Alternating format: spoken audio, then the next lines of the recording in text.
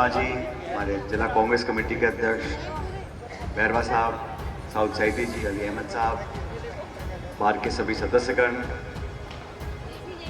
देवियों सज्जनों, मैंने जज साहब का भाषण सुना और जज साहब को जज की जगह कोई डिप्लोमेट होना चाहिए था जो राजनयिक होता है।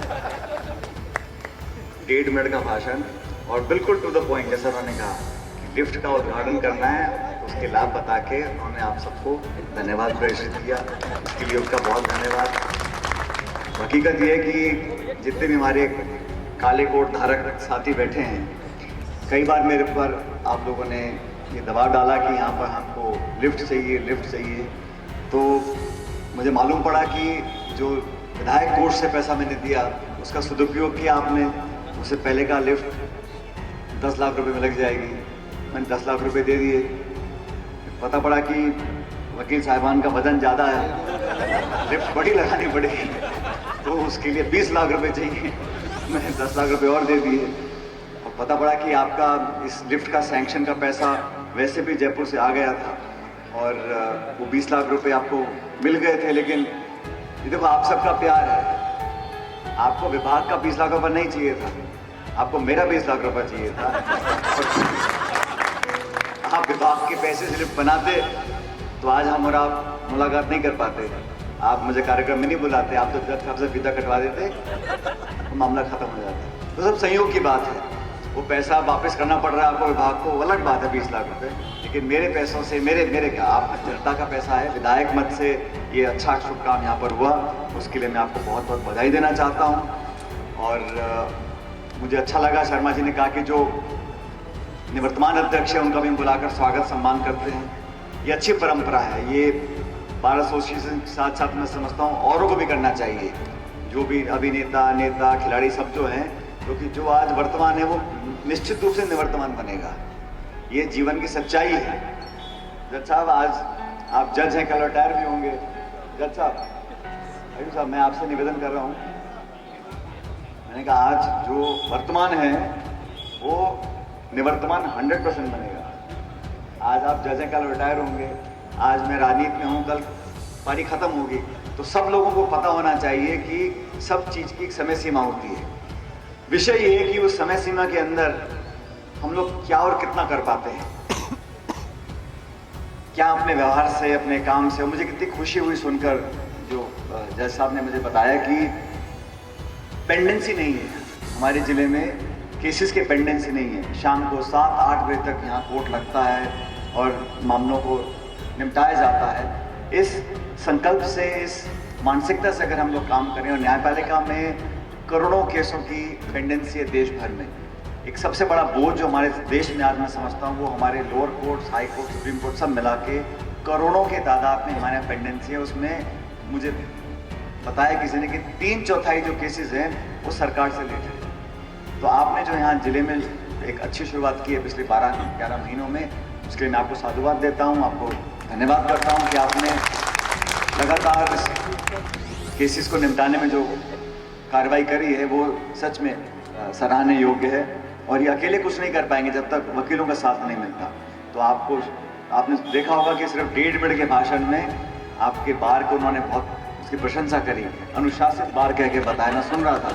तो बार भी अनुशासित है, लोग भी अनुशासित हैं, और मुझे लगता है कि इस परिसर से यहाँ न्यायपालिका के माध्यम से लोगों को न्याय मिले, समय पर मिले, क्योंकि न्याय अगर डिले होता है, justice delayed is justice denied, समय पर लोगों को न्याय मिल सके, इसके लिए आप सब लोग काम कर रहे हैं। मैं आपको बहुत बहुत शुभकामनाएं देना चाहता हूँ।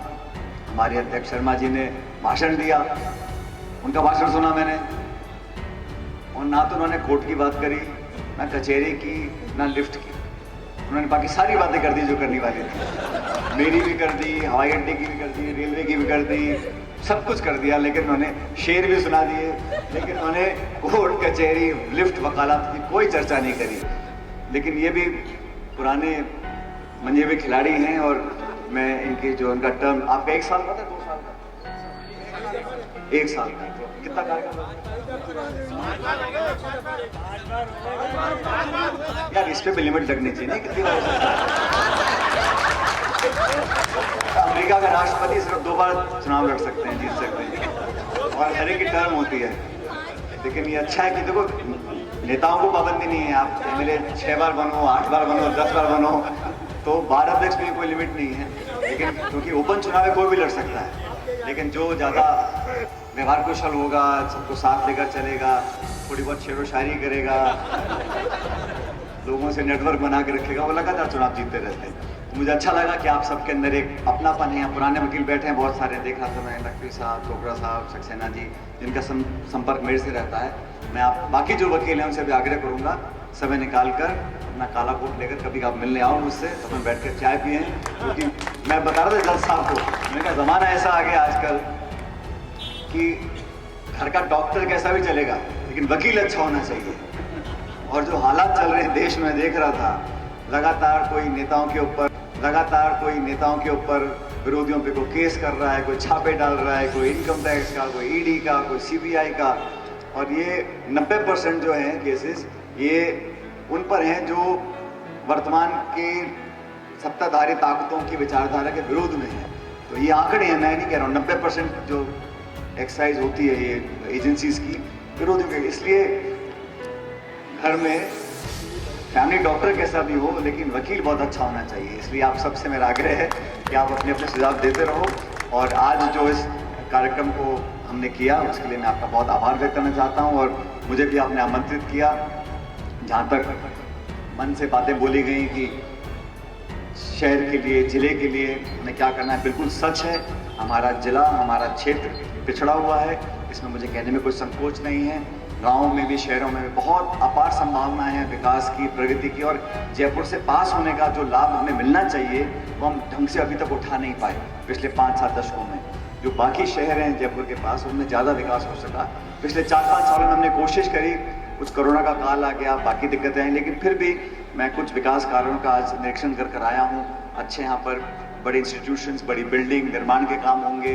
बच्चों के लिए, नौजवानों के लिए अगर अवसर हम ज़्यादा यहाँ पर पैदा करेंगे टाउन के अंदर, तो बहुत एक चहुमुखी विकास हो सकता है। उस विकास में सभी नागरिकों का योगदान होना चाहिए, विशेष रूप से जो पढ़े लिखे शिक्षित वर्ग है, आप सबका भी होगा, तो हम मिलकर आगे चलेंगे। और मैंने अपने कार्यकाल में और राजनीति में कभी भी राजनीतिक मानसिकताओं को विकास में गतिरोध पैदा नहीं करने दिया है। कोई भी व्यक्ति हो, किसी भी पार्टी का हो, अगर उसको लगता है उसके योगदान से, उसके सुझाव से, उसके समर्थन से हम कुछ हासिल कर सकते हैं, तो मैंने हमेशा आधे से ज़्यादा रास्ता तय कर बात करने की कोशिश की है कि भाई आज कोई विधायक है, कल कोई सांसद होगा, सरकार किसकी बने, लेकिन अगर क्षेत्र के विकास के लिए, लोगों को विकसित करने के लिए कोई बड़ी परियोजना है, कुछ सुझाव आते हैं, समर्थन आता है, तो सबका हमें स्वागत करना चाहिए। जो राजनीति में कटुता पैदा हो गई है वो पहले ऐसा नहीं था 20-25 साल पहले, लेकिन आजकल थोड़ा ज़्यादा मैं समझता हूँ कड़वाहट हो गई है, टकराव हो गया है। तो वो एक शुभ संकेत नहीं है इस देश की जमहूरियत के लिए, हमारे लोकतंत्र के लिए। इसलिए चुनाव होता है, प्रतिस्पर्धा होती है 2 उम्मीदवारों की कि कौन ज़्यादा बड़ा सेवक बन सकता है। यही तो है भाई, कौन ज़्यादा सेवा कर सकता है क्षेत्र की। विधायक, सांसद अलग अलग पार्टी के टिकट पर चुनाव लड़ते हैं, जनता को निर्णय करना है कि भाई 10 लोग चुनाव लड़ रहे हैं, सबसे उम्मीदवार हमारा बढ़िया ये है कि ये हमारे को ज़्यादा लाभ देगा, हमारे ज़्यादा काम कर सकता है। इसी बात की प्रतिस्पर्धा है। ये जो राजनीति हो गई है जाने दुश्मन बनने की और पाला खींच कर और बिल्कुल टकराव पैदा कर इसका कोई लाभ नहीं है। इसलिए मैंने हमेशा कोशिश करी है कि वैचारिक विरोध भी अगर हो तो बड़े सरल तरीके से, सद्भावना से, अच्छे भाव से, विनम्रता से हम उसको प्रस्तुत करें। पब्लिक भी उसको अप्रिशिएट करती है। तो इस प्रकार के संस्कार मैं समझता हूँ कि नई पीढ़ी को, नौजवानों को हमें देने चाहिए। बाकी बात बोलने में, रखने में, विरोध दर्ज करने में, विचारधारा के खिलाफ, नीतियों के खिलाफ, गवर्नेंस के खिलाफ, पॉलिसी के खिलाफ, उसमें हम लोगों को बहुत जागरूकता से अपनी बात को रखना चाहिए, लेकिन संयमित तरीके से सही भाषा का प्रयोग करते, ताकि जो लोग हमें सुन रहे हैं, मैं चाहता हूं कि हम सब राजनेता किसी पार्टी के भी हों, लेकिन आने वाली पीढ़ी को अपने राजनेताओं पर गर्व होना चाहिए। कोई भी व्यक्ति हो, किसी पार्टी का भी हो, लेकिन अपने आचरण से, अपने व्यवहार से, अपनी बोली से लोगों के बीच में एक अच्छी पैठ हम लोग बनाएंगे, तो हम लोगों के लिए आगे आने वाली पीढ़ियों के लिए एक अच्छा उदाहरण हम लोग स्थापित कर पाएंगे।